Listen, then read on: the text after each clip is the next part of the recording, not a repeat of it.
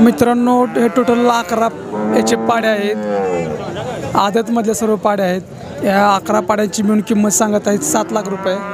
आतापर्यंत 5.5 लाखाची मागणी झालेली आहे. अकलाय डेअरी फार्म अकलूज यांच्याकडली या सर्व याचे पाडे आहेत. तुम्ही क्वालिटी बघत आहात. समोर तुमच्या क्वालिटी आहे. एकदम क्वालिटीमधल्या याचे पाडे आहेत.